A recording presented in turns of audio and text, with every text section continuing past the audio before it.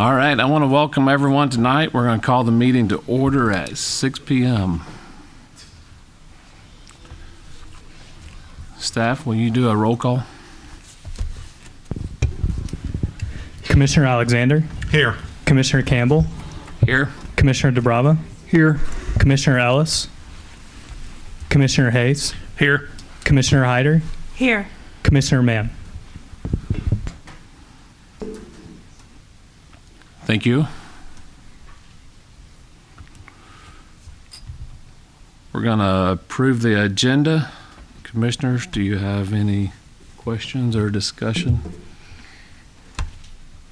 Motion to approve. Second. Staff, you call the roll. Commissioner Hyder. Aye. Commissioner Hayes. Aye. Commissioner DeBrava. Aye. Commissioner Campbell. Aye. Commissioner Alexander. Aye.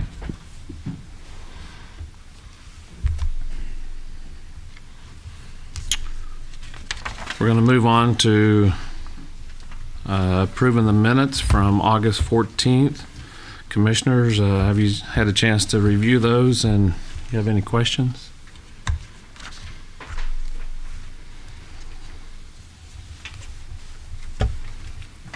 Motion to approve the minutes. Second.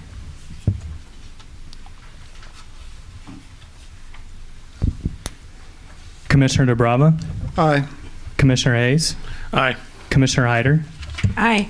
Commissioner Alexander. Abstain. Commissioner Campbell. Aye.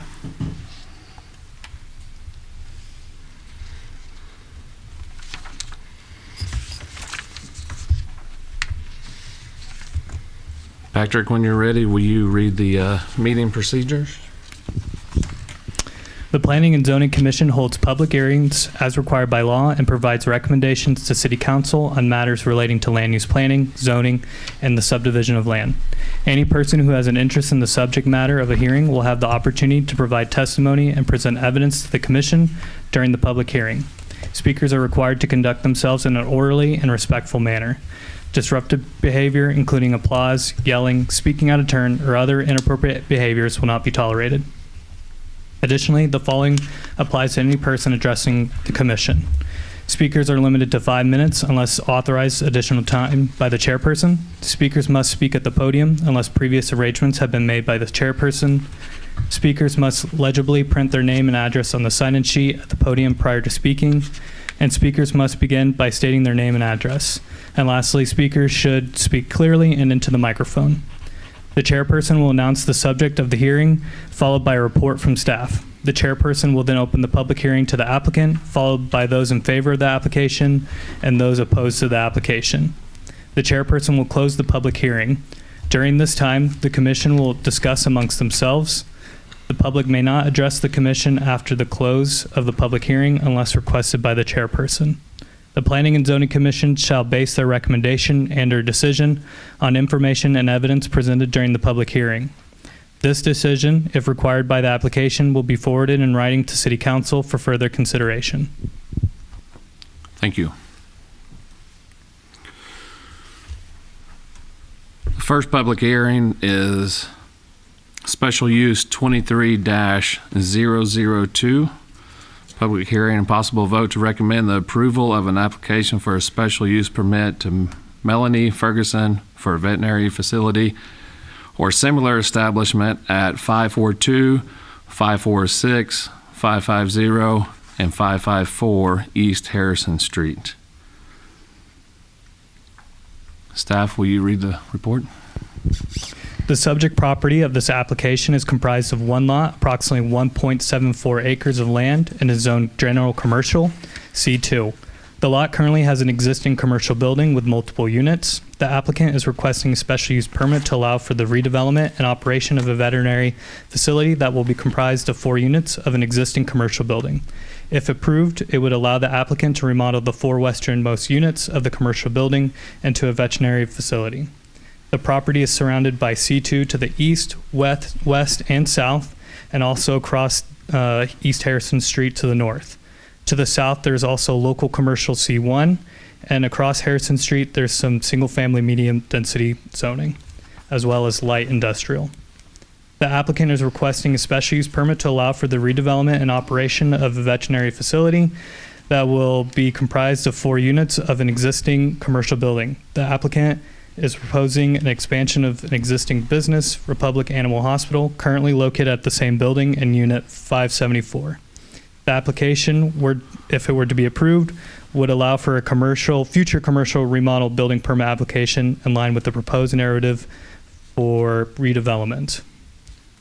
The city's special use permit ordinance authorizes, upon approval of the city council, uses which are otherwise prohibited by the subject zoning district, provided appropriate conditions and safeguards which may be imposed to protect the public welfare and to conserve and protect the condition and value of property in the neighborhood. Special use permits are required by Section 405.670 for veterinary facilities or similar establishments. In addition, the operator of the site will be required to have a valid business license on file with the city prior to conducting business. The site is currently served by the City of Republic Water and Sanitary Sewer Services. The approval of a special use permit for the facility or a similar establishment would not require new connections to the existing water and sewer services lines. The special use permit, if approved, would remain valid until a change in use or in the configuration of the use occurred. Changes in use or significant reconfiguration would void the special use permit. Furthermore, the applicant is required to abide by any additional conditions that may be placed on the permit at City Council's request. Design review of the remodel of the existing building would occur during the review process or phase of the building permit application process. A traffic impact study was not required due to no impactful change in trips generated is anticipated, and the subject parcel does not contain a special flood hazard area or sinkhole. Staff considers the proposed special use permit request in a general commercial zoning district located at 542, 546, 550, and 554 East Harrison Street to be generally consistent with the city's special use permit ordinance and able to be adequately served by the city's transportation network and the city's municipal facilities. Based on this analysis, performed without the benefit of evidence and testimony of a public hearing, staff recommends the approval of this application. Redevelopment of the subject units on the parcel will require adherence to the city's adopted plans and ordinances. The next step in the process to redevelop the subject units of the existing building upon a favorable special use permit outcome will be the construction, review, and approval of a commercial remodel permit. Thank you, Patrick. At this time, I'll open the public hearing to the applicant to speak. Hi there. Hi, good evening. Thank you for having me. Oh, can you hear me? Yeah, we'll start with Sure. your name and address. Hi, I'm please. Dr. Melanie Ferguson at 574 East Harrison, Republic, Missouri, 65738. So, as was listed, I'm currently located in the Town Center Plaza next to H&R Block, but I would like to move down and into the old Jordan Valley WIC office is the offices that are listed up there. So Republic's really growing, and it's a really exciting opportunity to get to grow with the community. So I would be glad to answer any questions or offer any additional information. Great. If those come up, we'll definitely get with Okay. you, but thank you. Okay, thank you.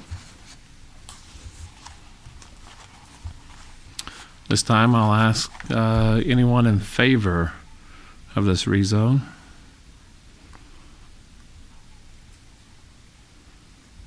Anyone in favor? All right, well, yeah. You want to speak again? Okay. Anyone opposed that would like to speak? No? Okay. Commissioners? We'll close the public hearing and we'll discuss this. No?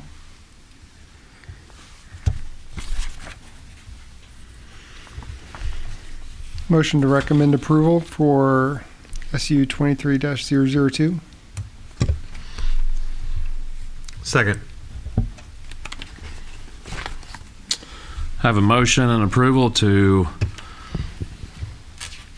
possible vote to recommend the approval of an application for, well, recommend the approval of SU 23-002.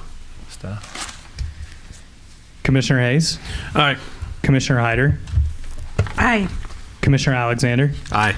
Commissioner Campbell, Aye. Commissioner DeBrava. Aye.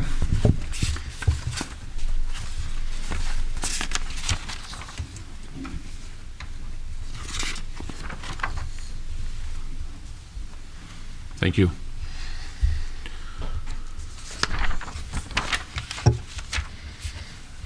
Next up on the agenda is a rezone 23-006, public hearing and possible vote to recommend the approval of an application to change the zoning classification of approximately 15 acres located at 1230 South State Highway MM from agriculture to heavy industrial M2. Staff? The property subject to this rezoning application consists of approximately 15 acres of land located at 1230 South State Highway MM. The property is currently the site of an occupied residence. The following paragraphs contain the brief analysis of present site conditions as well as the proposal's relationship to adopted plans of the city.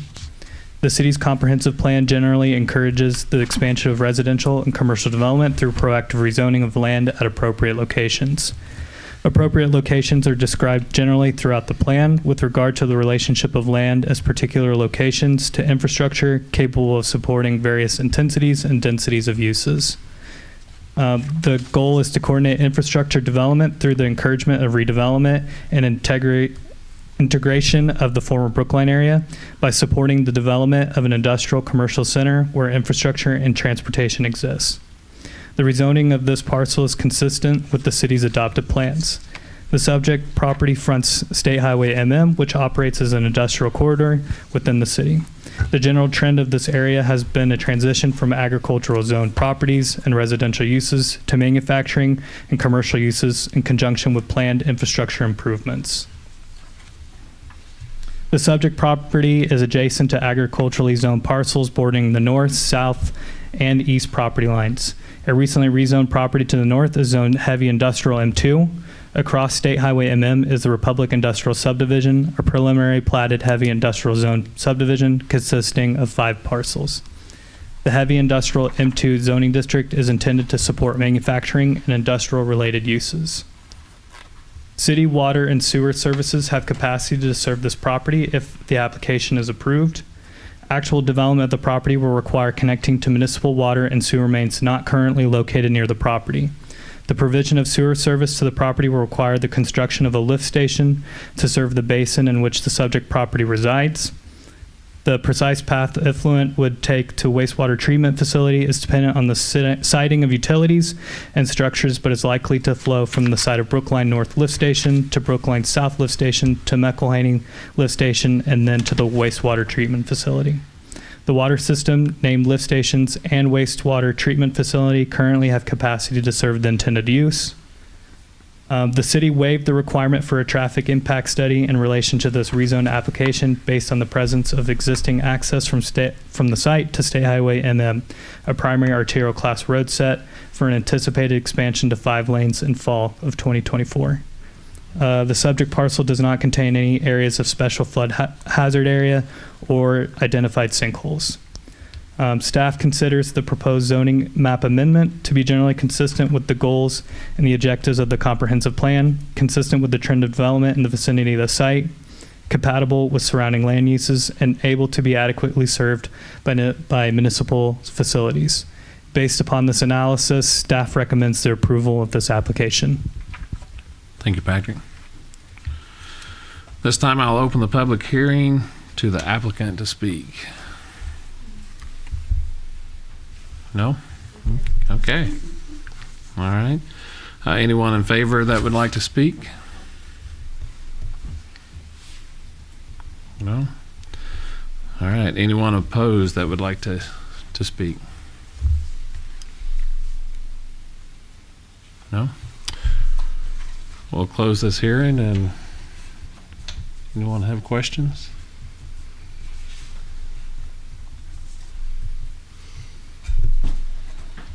Or a motion? The property that you mentioned that was just recently rezoned, is it adjacent to the back of this property or is it further out that was in the last month's. It's the one, just the smaller one to the northwest. It's just not shown on the map currently as M2. That Okay. just got rezoned. Is that?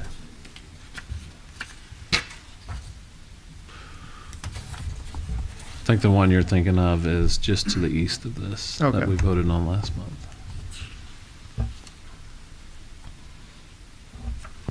The staff materials have to be submitted earlier, so before these were passed through ordinance, so you don't see any of the zoning changes reflecting in both of those items. But you are correct, this does border those properties. Okay.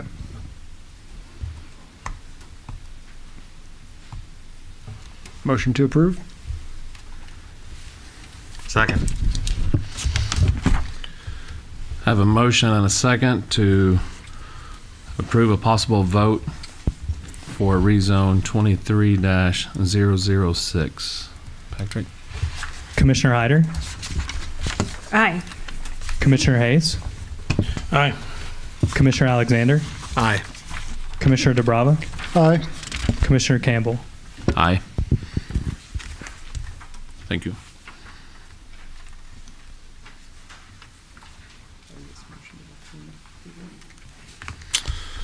Next up is a PDD 23-003, public hearing and possible vote to recommend the approval and application to change the zoning classification of approximately 40 acres located northwest of the intersection of West Farm Road 170 and South Farm Road 101 from the Planned Development District PDD to Boyce Mixed Use Planned Development District PDD. Staff? Good evening. Jeffrey Boyce Enterprises LLC has applied to change the zoning classification of approximately 40 acres of property from currently zoned as the Planned Development District PDD to Boyce Mixed Use Planned Development District PDD. The property subject to this rezoning is comprised, again, of 40 acres and is currently unimproved agricultural property containing no structures. The applicant is proposing the rezoning of this property to a planned consisting of 7 general commercial C2 lots, 1 multifamily residential lot, and 2 regional detention basin lots. The development plan also contains new water, sanitary sewer, and stormwater system to support the development and a required collector class road connecting US Highway 60 with West Republic Road. There is about 22.88 acres of commercial lots, all in total. All commercial lots comply with the regulations and restrictions for the general commercial C2 zoning district, including but not limited to permitted uses allowable there, setbacks, landscaping, and buffering. Additionally, Lot 8 will have a 25-foot setback from the southern property line to provide additional distance between adjacent residential use lots and the commercial occupant. There is roughly 9 acres of multifamily use on one lot, Lot 9, which will comply with the following regulations and restrictions. Permitted uses in compliance with multifamily R3 zoning district, setbacks in compliance with the multifamily R3 zoning district, including a 50-foot setback along the west property line to provide additional distance between the adjacent residential use lots and the multifamily property. Maximum density of 23 dwelling units per acre for a total of 207 dwelling units. Parking lot for Lot 9 will be in compliance with the city's off-street parking and loading requirements with the following exception, that parking will be calculated at 1.64 spaces per unit. The regional detention represents Lot 7 and 10 and is about 3.17 acres and will serve as the regional detention and water quality basin for the development. The following paragraphs contain brief analysis of present site conditions as well as the proposal's relationship to adopted plans of the city.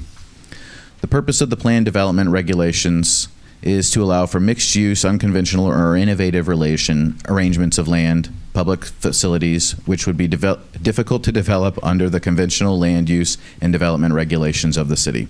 Planned unit developments must demonstrate substantial congruence with each of the following conditions to be considered eligible for approval. The proposed lot development plan shall involve a mixture or variation of land uses or densities. The Boyce mixed-use subdivision is a mixed-use development consisting of commercial and apartment-style multifamily residential dwelling units. The proposed development plan shall involve the provision of all infrastructure deemed necessary to adequately serve the potential development. The Boyce Mixed-Use Subdivision Infrastructure Plan includes provisions for adequate supply of municipal water and sewer, a plan for stormwater management, and the construction and dedication of a collector street from U.S. Highway 60 to Republic Road, identified on the city's transportation plan and OTO's major thoroughfare plan.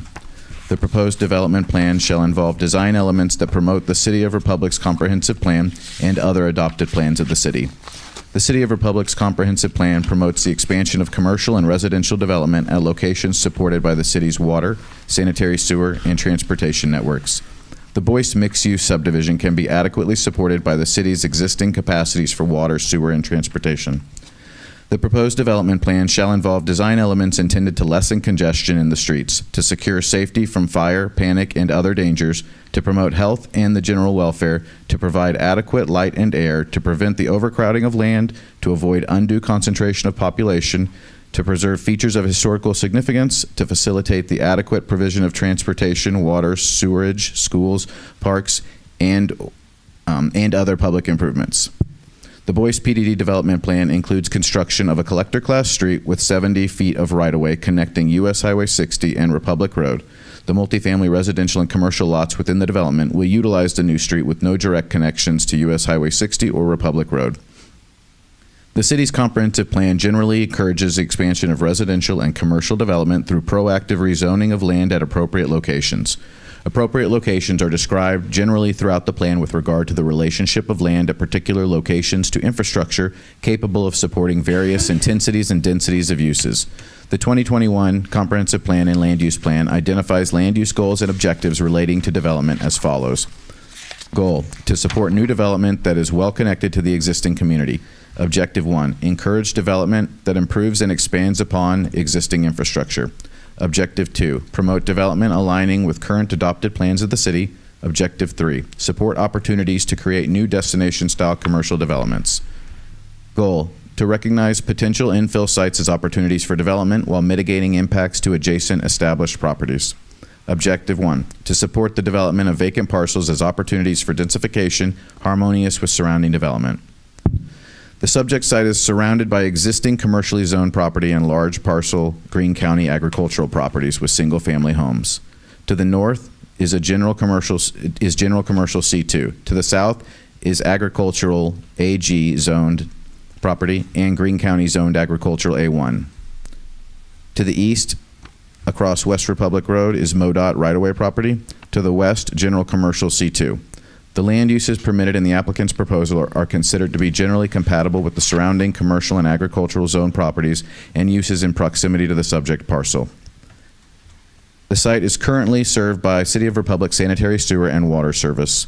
The development will require the extension of a new water main from the existing 10-inch main parallel to the south side of U.S. Highway 60 along the new collector road serving the development connecting to the existing 12-inch water main on Republic Road to create a looped water system. The development will be served by existing gravity sanitary sewer mains running along the northern and southern property lines, flowing to the McElhaney Lift Station and Schuler Creek Lift Station before being pumped back through a series of forced mains to the wastewater treatment facility. The water system, lift stations, and wastewater treatment facility have sufficient capacity to serve the proposed development. 2 unnamed collector class streets of 70 feet of right-of-way are depicted in the development plan. The first, referred herein as Collector 1, runs east to west and connects the U.S. Highway 60 highway with Republic Road, State Route M. The second, Collector 2, runs north to south and connects to Collector 1, creating a stub out to adjacent property at its southern terminus. The review of this application included an evaluation of the impact of the development on the city's transportation network. A traffic impact study was submitted for the project, which was evaluated by the city engineer and our partner agency at MoDOT. The traffic impact study evaluated the transportation impact through trip generation standards provided by the Institute of Transportation Engineers Trip Generation Manual, General Manual. These standards include uses and associated number of trips generated by these uses. The traffic impact study evaluated these numbers by utilizing the area and permitted uses within the commercial development areas and the total number of residential dwelling units in the development. The results from the traffic impact study indicate the following improvements are required for the development. which will be designed and reviewed during infrastructure review and constructed during the infrastructure construction phase. A right-in, right-out from the Collector Street onto US Highway 60. Right-hand turn lane from US Highway 60 to the Collector Street. A right-hand turn lane from Republic Road onto the Collector Street, and a left-hand turn lane from the Collector to Republic Road. No parcel within the development will have direct access to Highway 60 or Republic Road, State Route M. All lots will have access to the new Collector Street.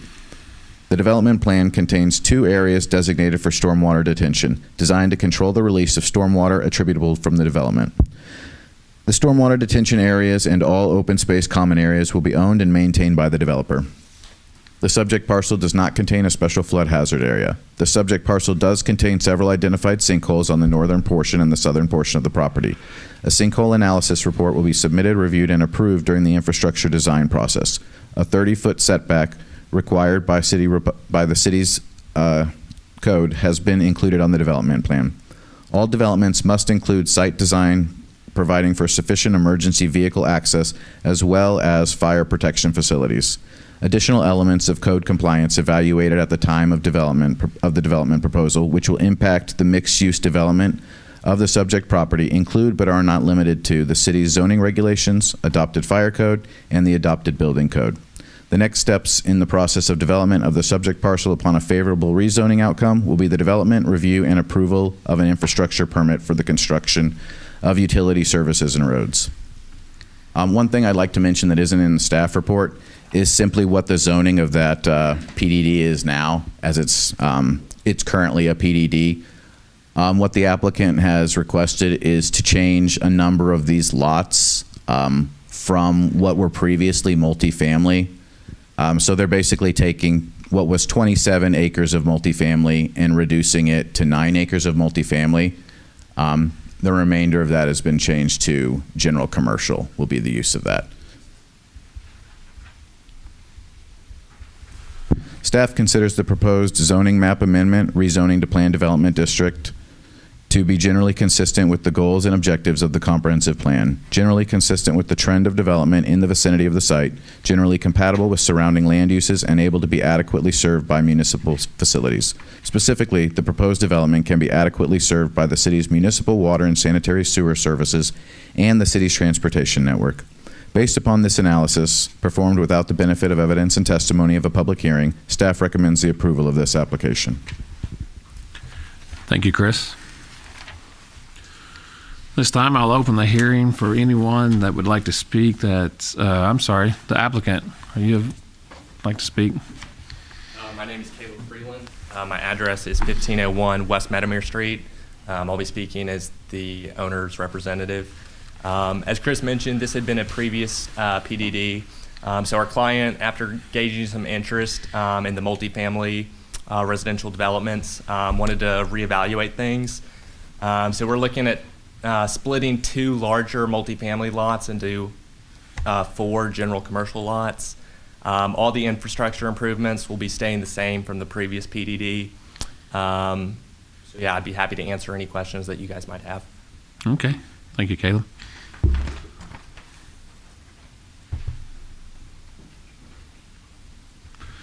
Anyone in favor of the applicant that would like to speak of the application? Anyone opposed to the application that would like to speak? No? We'll close the hearing. And does anyone have questions?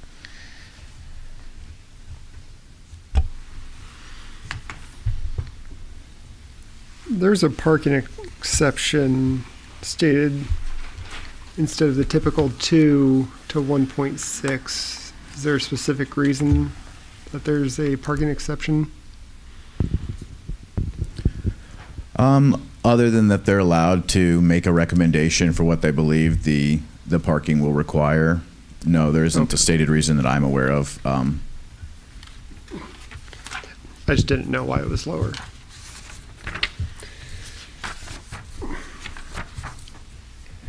And then also in looking at where the collector will be intersecting with Route M, it looks like there's a driveway on the opposite side. Is that adjoining the current R3 development, or is that going into the MoDOT lot on the other side? Would you mind going back to the first map, please? So if you look here, you can kind of see that all of that angled property there is that MoDOT property. Okay. MoDOT currently uses that as a material storage site. Portable bridge if you ever need one.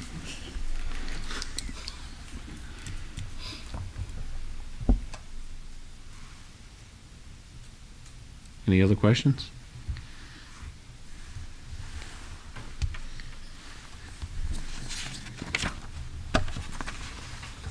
Do I have a motion? Motion to recommend approval of PDD 23-003. I second that. Thank you. I have a motion and a second to possibly approve the recommended PDD 23-003. Chris? Commissioner DeBrava,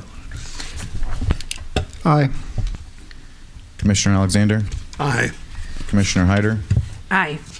Commissioner Campbell, Aye. Commissioner Hayes. Aye.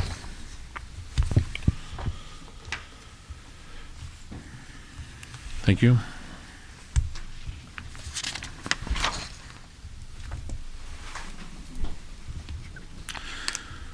Next, we have a PDD 23-004, public hearing and possible vote to recommend the approval of an application to change the zoning classification of approximately 18.39 acres located at 3020 North York Avenue from Agriculture AG to 6 Point Junction Planned Development District, PDD.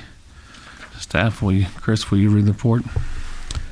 The property subject to this rezoning application comprises approximately 18.39 acres of land located at 3020 North York Avenue.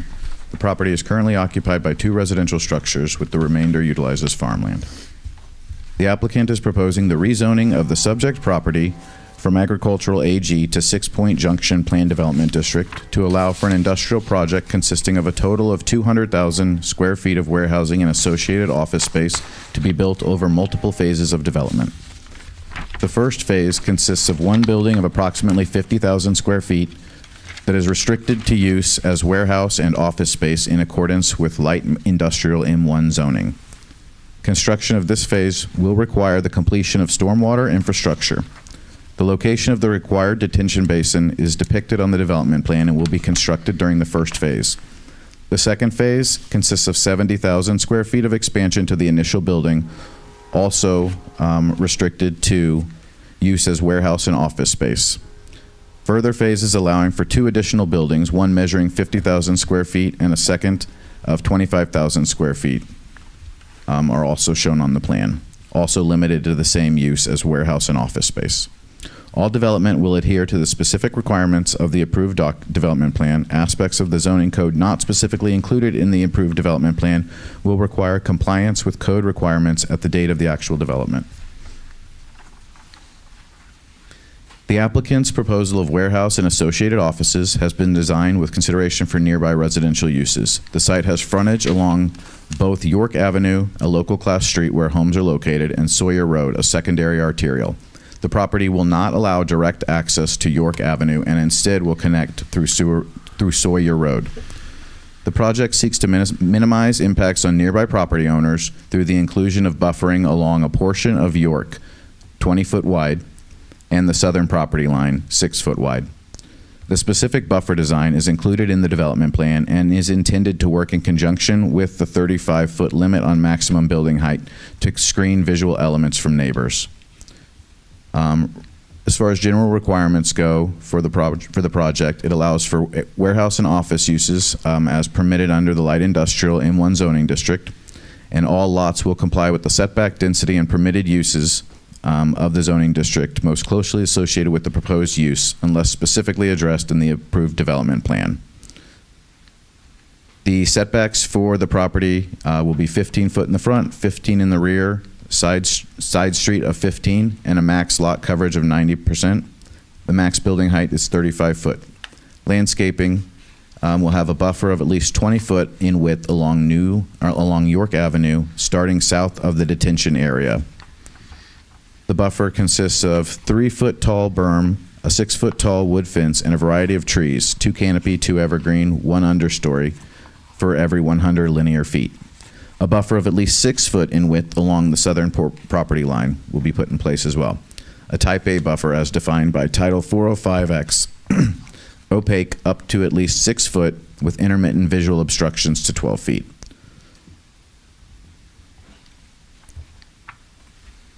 The purpose of the plan development regulations is to allow for mixed-use, unconventional, or innovative arrangements of land and public facilities, which would be difficult to develop under the conventional land use and development regulations of the city. Planned unit developments must demonstrate substantial congruence with each of the following conditions in order to be considered eligible for approval. The proposed development plan shall involve a mixture or variation of land uses or densities. 6 Point Junction specifies exact allowable uses and building footprints as a means of enhancing compatibility with adjacent and nearby properties. The proposed development plan shall involve the provision of all infrastructure deemed necessary to adequately serve the potential development. All necessary infrastructure has been included in the development plan for 6 Point Junction. The proposed development plan shall involve design elements that promote the City of Republic's comprehensive plan and other adopted plans of the city. The City of Republic's comprehensive land use plan supports the development of an industrial commercial center where infrastructure and transportation exist. The proposed development plan shall involve design elements intended to lessen congestion in the streets, to secure safety from fire, panic, and other dangers, to promote health and the general welfare, to provide adequate light and air, to prevent the overcrowding of land, to avoid undue concentration of population, to preserve features of historical significance, to facilitate the adequate provision of transportation, water, sewage, schools, parks, and other public improvements. The 6 Point Junction PDD connects to existing utilities, minimizing impacts and negating added system maintenance in the future. The city's comprehensive plan generally encourages the expansion of residential and commercial development through proactive rezoning of land at appropriate locations. Appropriate locations are described generally throughout the plan with regard to the relationship of land at particular locations to infrastructure capable of supporting various intensities and densities of use. The 2021 Comprehensive Plan and Land Use Plan identifies land use goals and objectives relating to development as follows. Goal 1, support new development that is well connected to the existing community. Objective 1, encourage development that improves and expands upon existing infrastructure. Objective 2, promote development aligning with current adopted plans of the city. Goal 2, recognize potential infill sites as opportunities for development while mitigating impacts to adjacent established properties. Objective 1, support the development of vacant parcels as opportunities for densification harmonious with surrounding development. Goal 3, encourage development and integration of the former Brookline area. Objective 1, support the development of an industrial commercial center where infrastructure and transportation exist. The subject site is surrounded by existing agricultural, residential, commercial, and industrial zone properties and uses.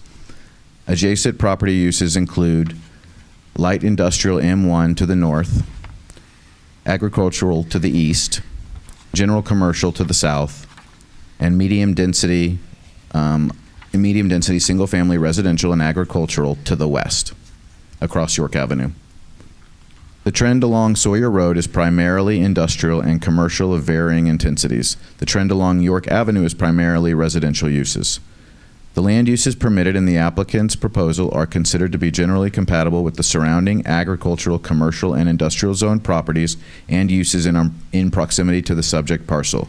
Compatibility is aided through strict use enforcement and enhanced screening requirements of the PDD.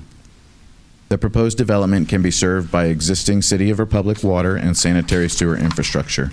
Both services exist in proximity to the site for development. Water service is already available as an 8-inch water main is already present on the site. Sewer service would require connecting to an 8-inch gravity main across York Avenue. Once connected, sewer will flow from the site to Brookline South Lift Station, McElhaney Lift Station, and Schuler Creek Lift Station, respectively, before being pumped to the wastewater treatment facility.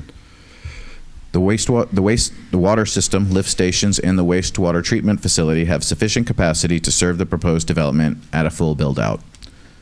A traffic impact study was required for this application. Development of the property will require adherence to the city's transportation plan, adopted transportation map, and improvements required by the traffic impact study for build-out.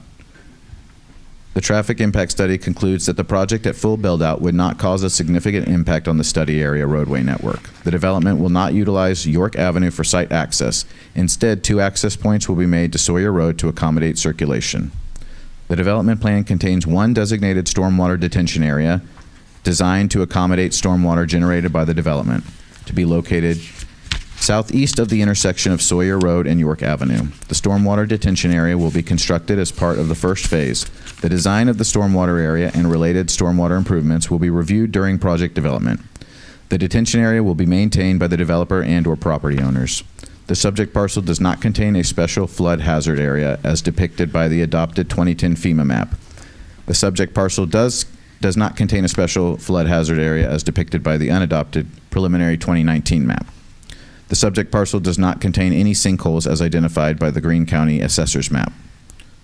All developments must include site design for providing sufficient emergency vehicle access as well as fire protection facilities.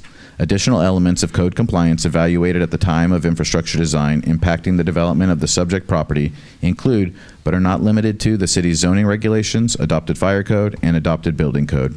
The next steps in the process of development of the subject parcel upon a favorable rezone outcome will be the development, review, and approval of a new commercial building permit, including associated infrastructure. Staff considers the proposed zoning map amendment, rezoning to Planned Development District, to be generally consistent with the goals and objectives of the comprehensive and land use plans, generally consistent with the trend of development in the vicinity of the site, generally compatible with surrounding land uses, and able to be adequately served by municipal facilities. Specifically, the proposed development can be adequately served by the city's municipal water and sanitary sewer services and the city's transportation network. Based upon this analysis performed without the benefit of evidence and testimony of a public hearing, staff recommends the approval of this application. Thank you, Chris. Before I open this to a public hearing, I'd like to point out, Dr. Melanie, you're very patient. You're welcome to stay the whole time, but there's no disrespect if you want to leave, so.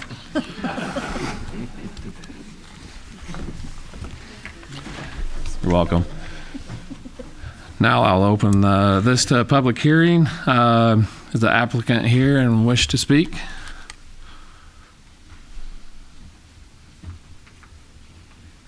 Good evening. My name is Corey Weimer from Olson at 550 St. Louis Street. I'm one of the engineers. Sorry, let me move this up. Engineers representing the development for this rezoning. With me, I also have Ricky Haas, who's also one of the engineers from Olson working on this project.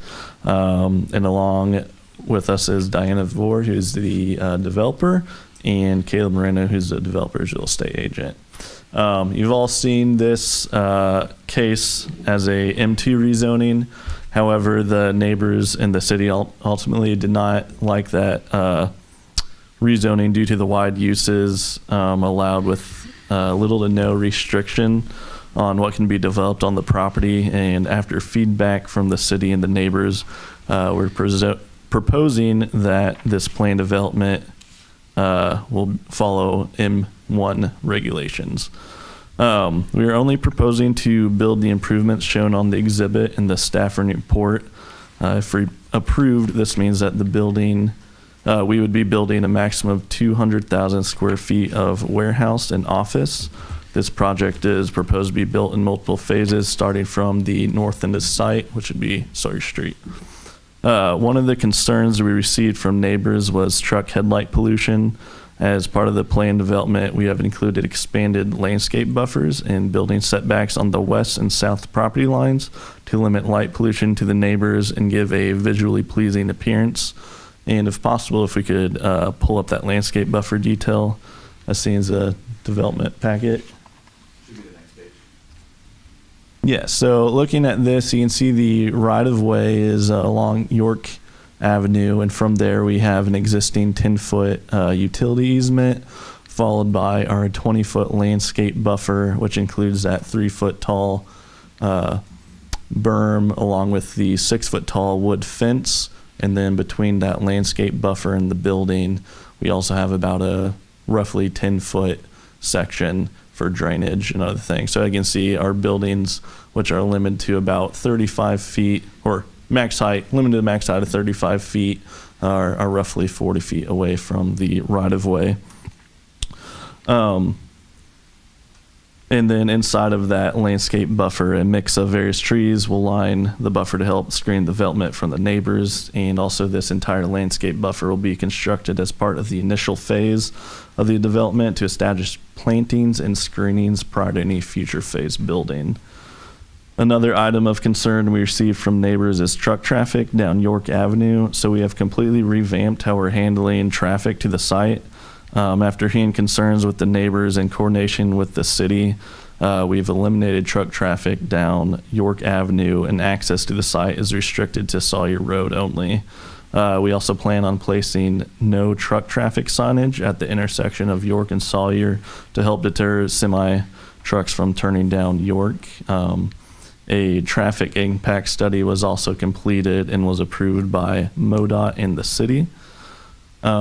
So that's all I had to say right now. We also have additional team members here to speak on topics. So with that, I'll have Ricky Haas come up and speak as well. Thank you, Corey. Thank you. Yep. Good evening, everybody. Ricky Haas with Olson, 550 St. Louis Street. A couple of things to add on to what Corey said there. It was mentioned that there would be a 6-foot buffer at the south end. That 6 feet of landscape buffer is in addition to a 50-foot utility easement there. So our start of our infrastructure is over 56 feet away from the south end. Also along Sawyer, we'll be dedicating almost an acre of right-of-way. It's a secondary arterial, so a very major road of Sawyer, dedicating more right-of-way so that in the future the city can widen that street and improve it as needed as development happens.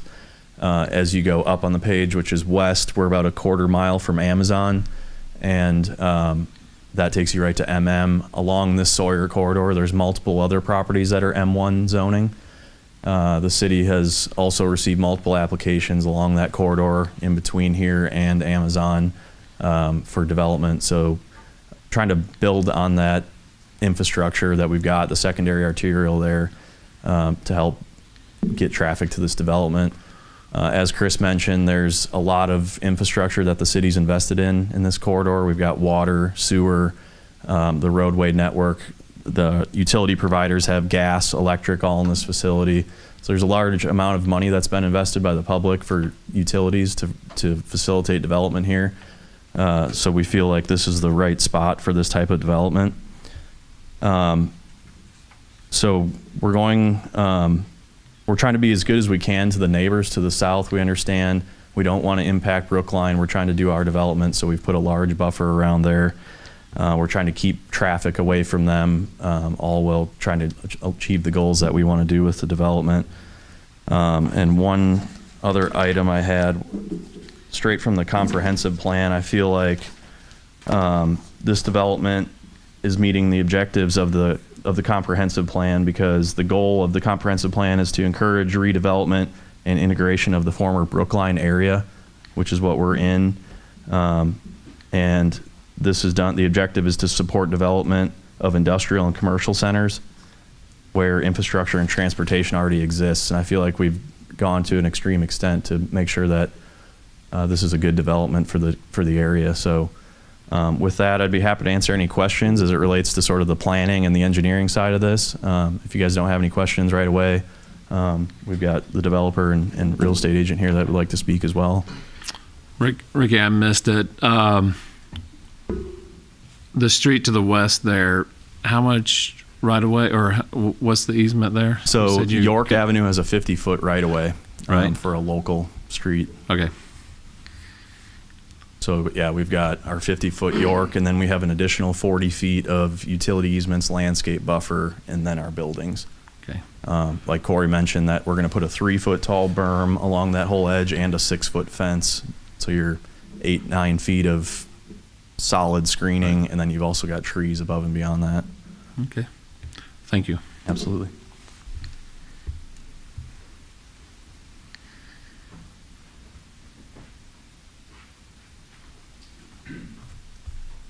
Hi there. My name's Diana DeVore. I am the developer. And I just wanted to say we have a good team on our design. Olson's done a fabulous job of trying to take the input of our residents. And I know we can't address all their concerns, but I think they've done a really good job of trying to do what they can to redesign the development and make it more appeasing to the residents. We have also H Design as the architect. Branco would be our general contractor. And so we have a really experienced and professional team to design and develop this property. So that's all I wanted to say. Thank you, Diana.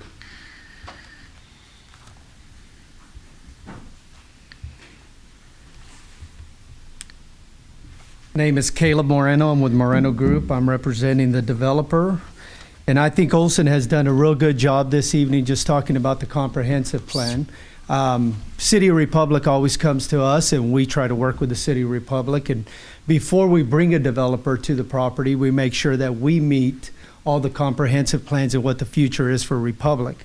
I think the developer has gone beyond what she has had to do to work with every one of the neighbors. We put the green buffer with the noise, and we got to take into consideration that on this property is the railroad track that exceeds any noise that the development's going to do. And our developer has actually put the green space in there to appease and to make sure the development has does the sound buffer on the development. So I think Olson has done a great job and kind of shared everything we needed to share. And I would be happy to answer any questions as of this point. Thank you, Caleb.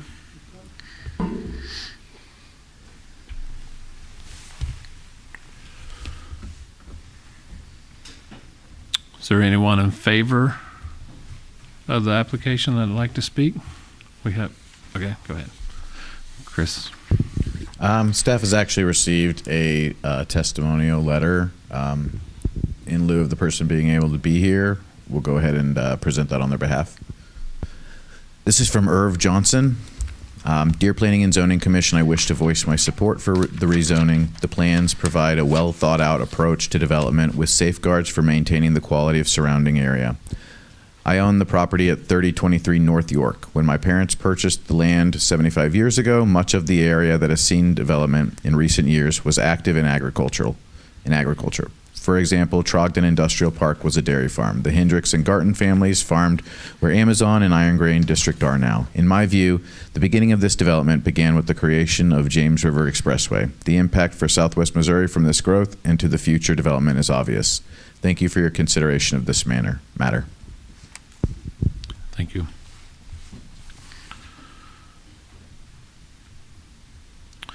Is there anyone opposed to the application that would like to speak? You can come forward. My name is Kirsten England Birch, 2891 North York Avenue. I have a couple of things to address. The comment about the railroad, it's been there. It was there years before the houses were, so the development came after the railroad. So the people knew what they were getting. They knew there was going to be noise. They knew there was going to be train noise, horns, so forth and so on. So that's not a valid thing, I believe.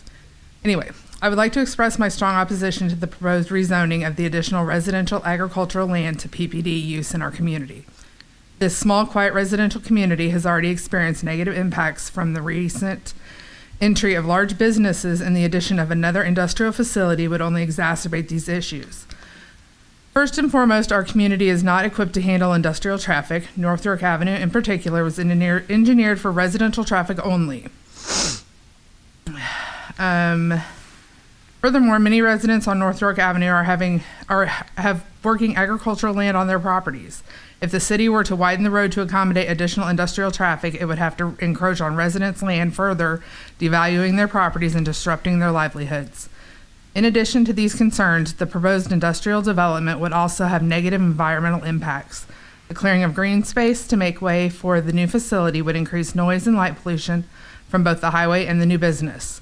This would further disrupt the peace and tranquility of our neighborhood. Additionally, the proposed privacy fence to run along the south side of the warehouse property would further inhibit drivers' ability to see around the corner to navigate the S-curve. In summary, rezoning additional residential agricultural land to PPD, or industrial, use would have numerous negative impacts on our community. It would endanger residents' safety, devalue our properties, disrupt their livelihoods, and harm the environment. I urge you to reconsider this proposal and prioritize the well-being of our community over short-term financial gain. Furthermore, I ask each of you, how would you feel if an industrial warehouse were trying to move in across the street from your home, and how that would impact your family's quality of life? We agree that the prospects of building the Republic and Brookline areas are valid. However, these businesses do not need to encroach into residential neighborhoods, causing negative impacts to residents. Our community deserves better. Thank you.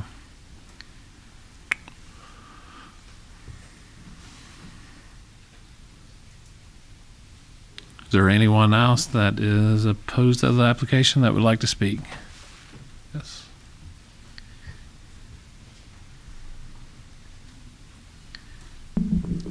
My name is Melanie Clark. I live at 2752 North Atlantic Street in Brookline. I've spoken here before. I've spoken at City Council a few times beginning in 2020 as we started realizing that things were changing in the area. I would like to point out that nothing has changed. The same houses are still in this neighborhood. The same neighbors are still in this neighborhood.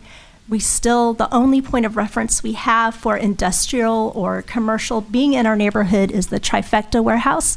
They are still the same terrible neighbors they've been, even in the last couple weeks. They do not pay attention to children playing in the streets. They don't pay attention to the stop signs.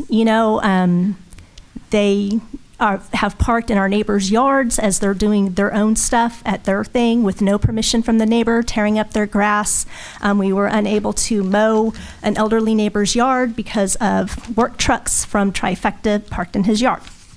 So this is our point of reference for having something like this in our neighborhood, and it's really unpleasant. And obviously we can't do anything about Trifecta, but we just want to let you all think about this. This is 17 acres. Our neighborhood is not that big. I don't know if any of you have driven through what is left of the village of Brookline, but if this is added to whatever has already been developed with Trifecta, that's basically going to be half of our neighborhood gone. I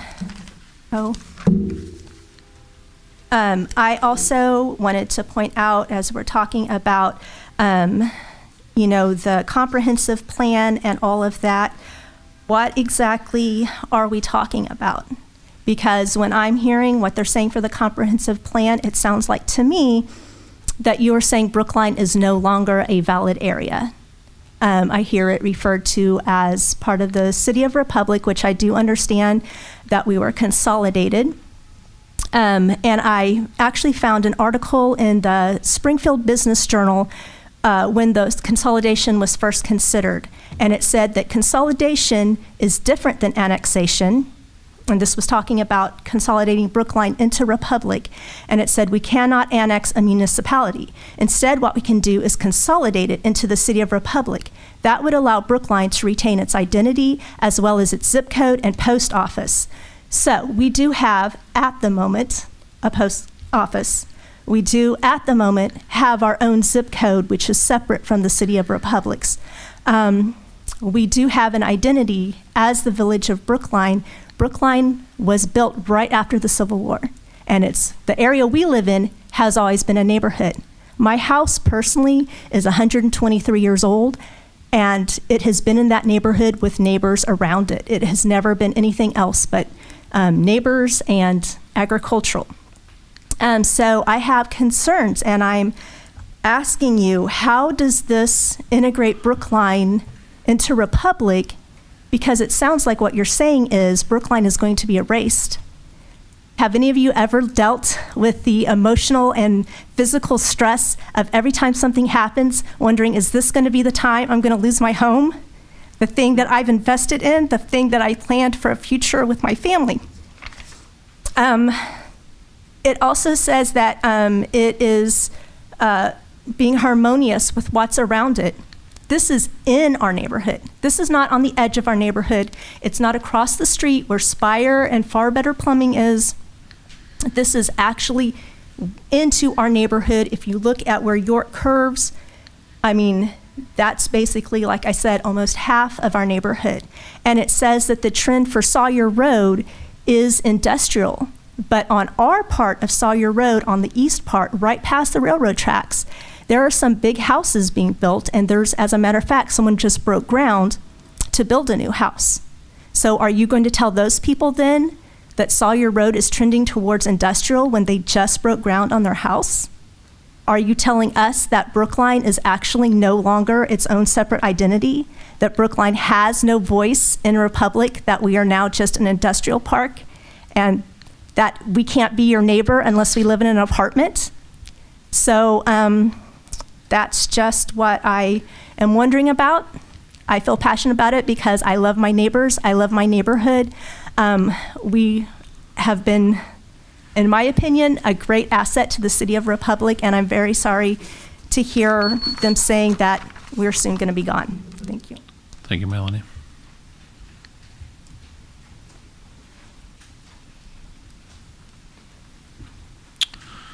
Is there anyone else opposed that would like to speak?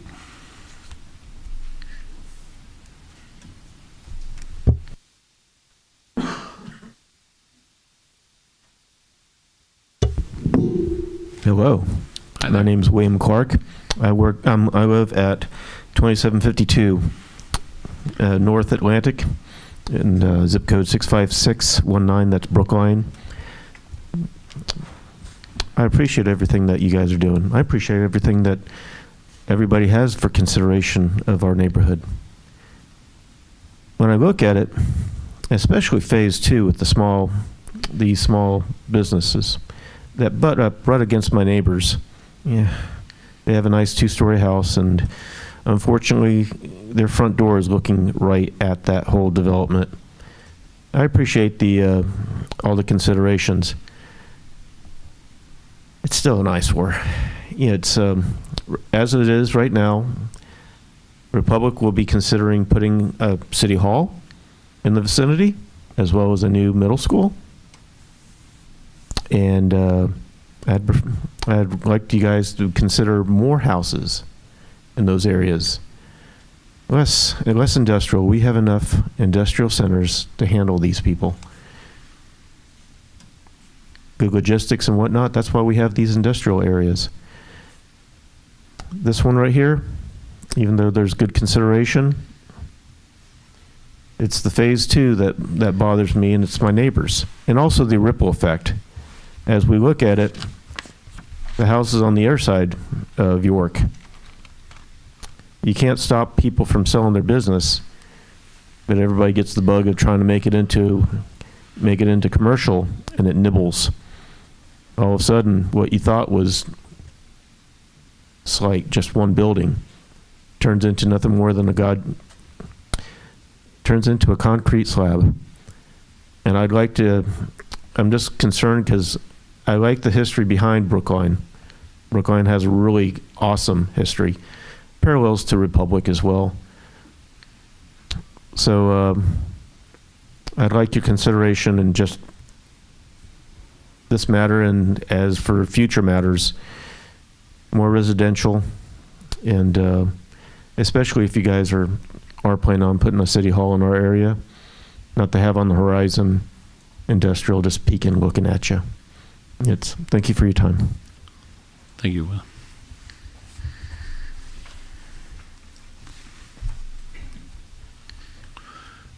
Is there anyone else that's opposed to the application that would like to speak? No? All right, we'll close this hearing and we'll discuss it. Anyone have questions?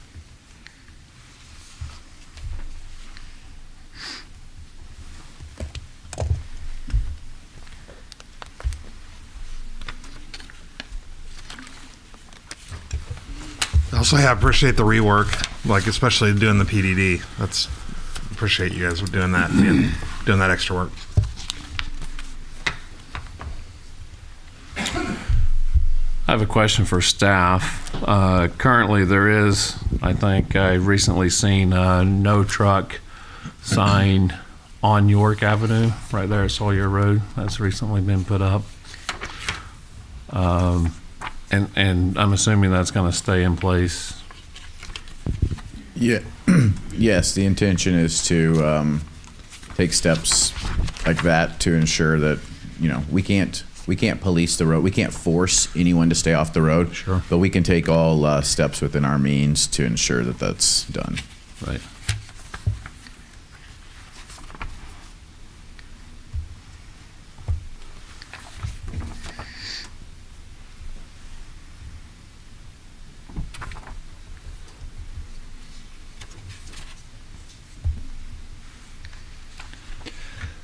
What is in the C2 to the south of this development? So the C2, I believe, is a trifecta property. Right. It juts up against this one. It's a restoration company. Okay.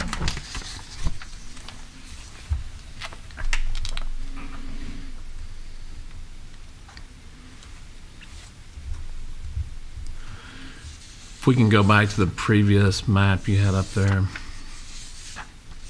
Yes. And then, Ricky, I have a question for you, if you want to step up here. There was a concern on York Avenue about that sharp corner, and I would agree, as it is right now, it is difficult. And I've lived in this area for almost 30 years, and that's always been a really, really tough corner to navigate. With your setbacks, how do you see that improving, or does it? Yeah, so when that was brought up, I actually pulled up on my phone Google Street View, and right now there's a lot of overgrowth there. There's trees and 6-8 foot tall grass.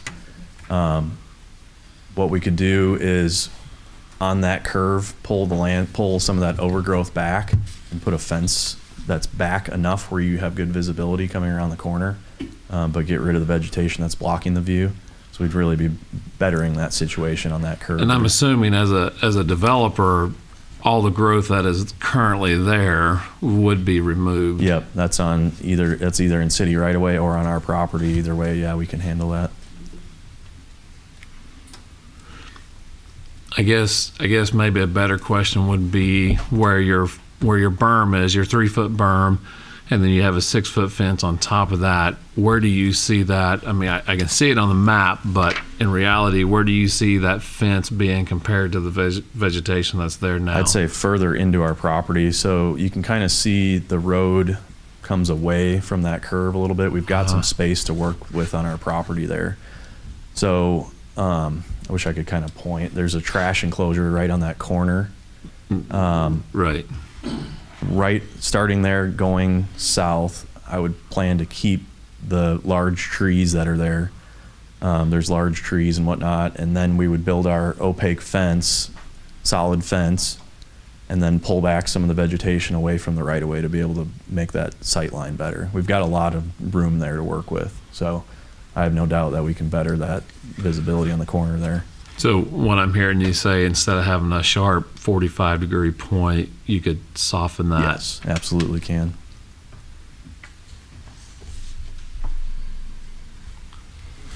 Any other questions for Ricky? Thank you, guys. Thank you.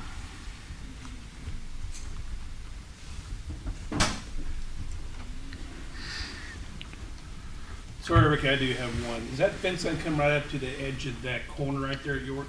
Please make sure your microphone's on.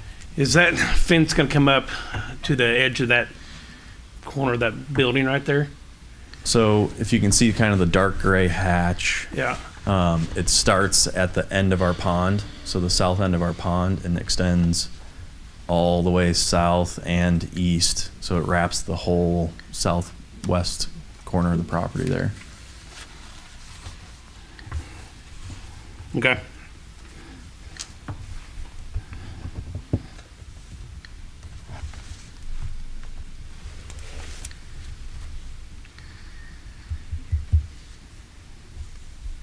I will say we talked to staff about York and potentially dedicating more right-of-way to straighten that road, but we decided against that because then it may make it easier for trucks to travel through there and defeat what we're trying to accomplish here and keeping them out.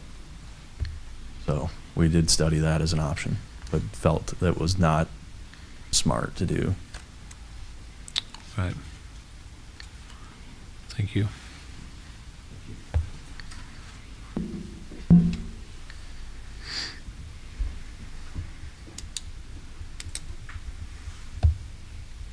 Any other questions? I have a motion.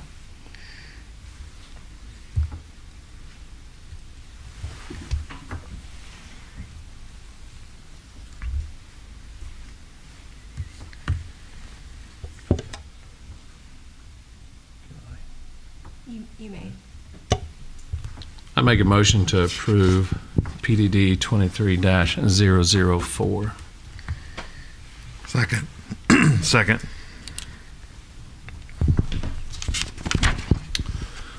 I have a motion and a second to recommend the possible vote to approve PDD 23-004.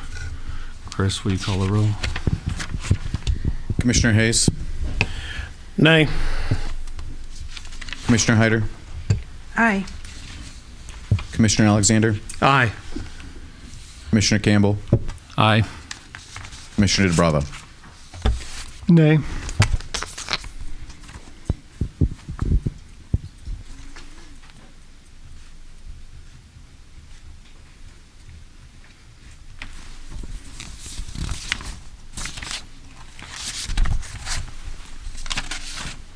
Thank you.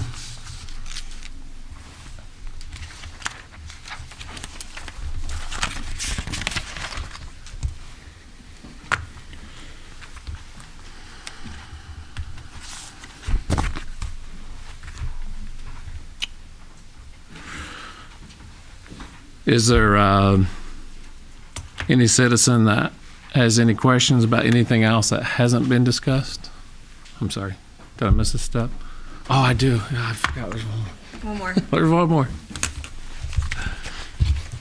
We'll get back to it.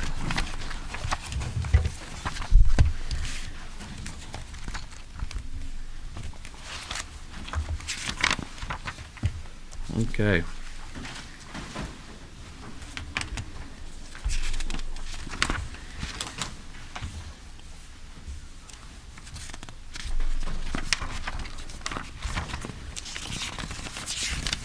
There we go.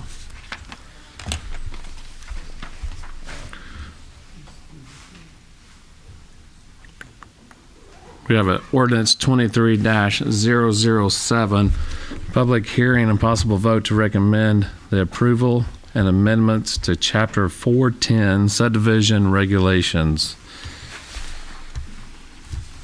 Chris? Chapter 410 subdivision regulations is the part of the city's municipal code that informs potential developing parties, project design teams, associated contractors, and city staff as to the rules of conduct from the point of application for a preliminary plat through to the acceptance of the final plat, as well as related infrastructure for creating a subdivision. Much of the code in Chapter 410 originates from the greater overhaul to the city's municipal ordinances that occurred in 1999. Over the years, only minor amendments have been put in place as the needs arose. The goal of the subject amendment, however, is to bring the chapter in line with existing processes while accurately reflecting the internal ramifications of the creations of the Builds Department, as well as the subsequent changes in reference language that this requires. I've got just kind of a brief description. This is obviously a very long amendment. I'm not going to go over everything. I'll make kind of a general comment as to the different things that I find to be important about the changes that were made, and then obviously I'll take any questions that anyone has. So in general, we updated the text to reflect departmental reorganizations and the creation of the Builds Department, eliminating terms like Public Works and Community Development Department. We updated the text to reflect changes in language and standards of state statutes. So as those update over the years, we've got to reflect that in our ordinances. We reduced instances where tasks are tied to specific positions to minimize impact of organizational transitions. The existing ordinance has a number of instances where specific tasks are linked to a position such as city planner or city engineer or construction inspector. These have been limited in number so that most of these have been removed to language that allows for the administrator to appoint a designee in these positions so that we're not out of compliance with our code just because of simple turnover. We updated processes to account for practical application, which includes a reduction or alteration of various hard copy requirements to be provided by applicants. The old one was written, the existing one, I guess, was written prior to commonplace use of digital review. So we don't take nearly as many expensive hard copies, and so we reflect that in the ordinance. The addition of language clarifying digital file requirements for various submittals. So just kind of defining that language and what kind of digital copies that we're looking for when people submit. Within the definitions section, we updated the definitions to better encapsulate the terms therein, and we added removed definitions to account for the new and deleted ordinance text. And then the alteration of subdivisions general definition to remove the ability for the subdivision of land greater than or equal to 5 acres to be conducted without jurisdictional review. The existing ordinance allows for someone to subdivide land without the city's involvement, depending on the size of that land.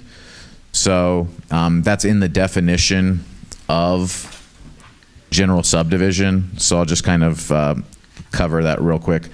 So if you see in the definition of subdivisions general, there is an exception that if any one of these lots contains less than 5 acres, then they can be split or someone can combine those lots without the involvement of the city. So our goal is, to ensure that any parcel created is in compliance with the city's ordinance. And so we don't want for there to be a process that goes outside of the city's reviewability. So we've gone ahead and basically all subdivisions of any type have to go before the city.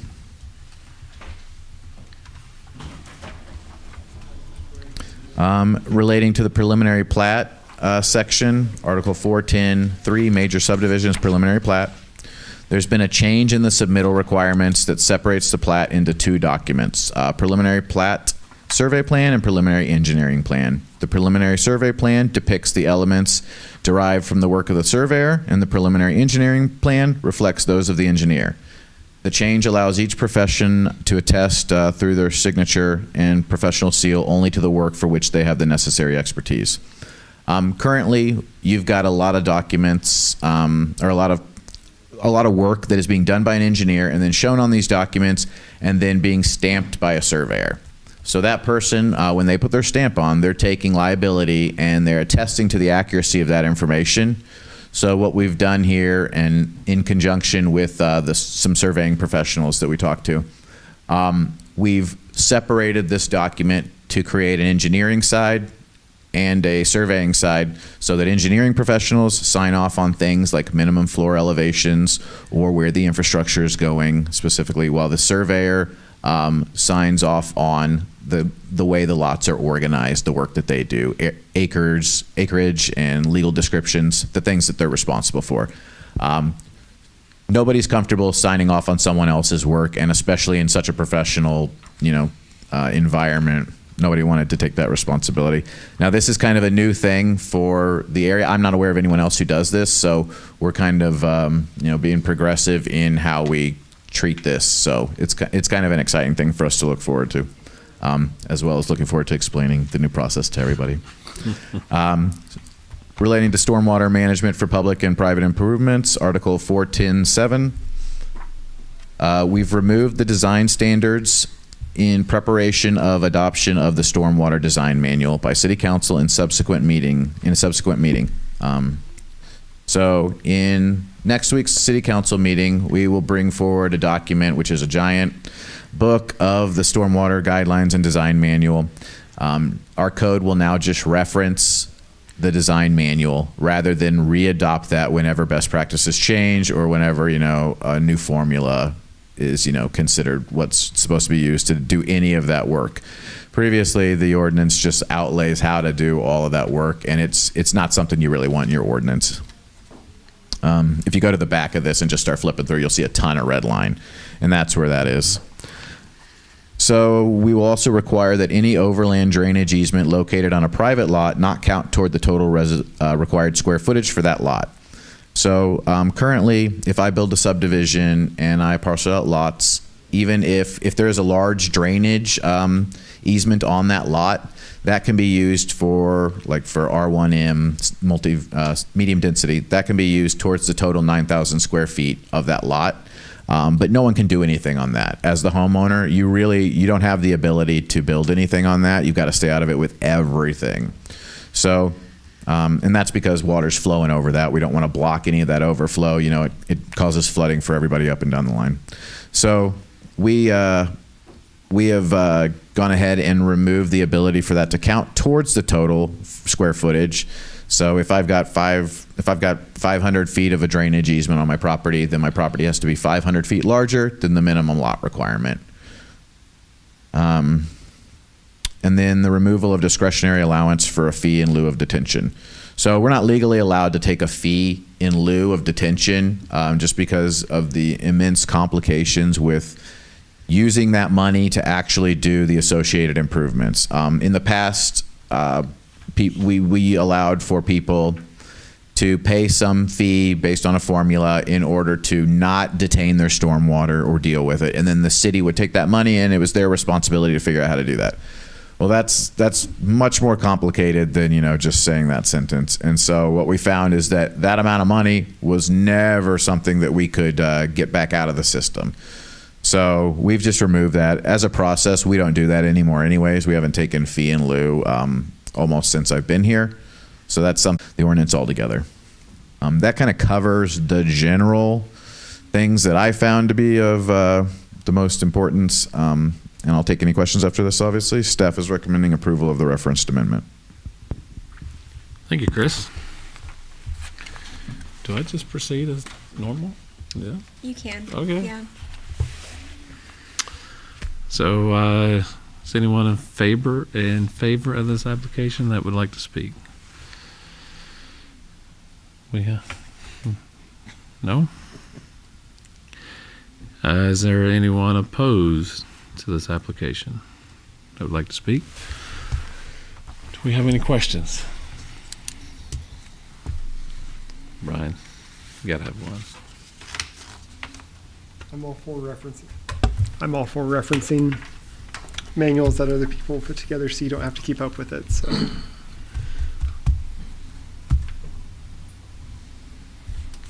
Motion to approve.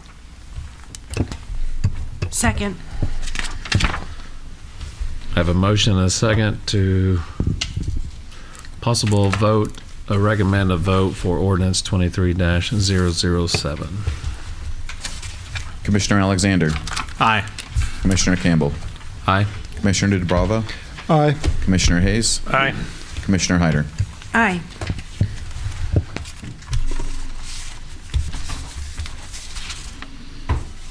Is there any citizen that has anything else to say or offer that hasn't already been addressed? Look at that smile. No? Okay. Staff, is there any community development update? No update. Thank you. Do we have a motion to adjourn? Motion to adjourn. I second that. Commissioner Hyder. Aye. Commissioner Hayes. Aye. Commissioner DeBravo. Aye. Commissioner Alexander. Aye. Commissioner Campbell. Aye.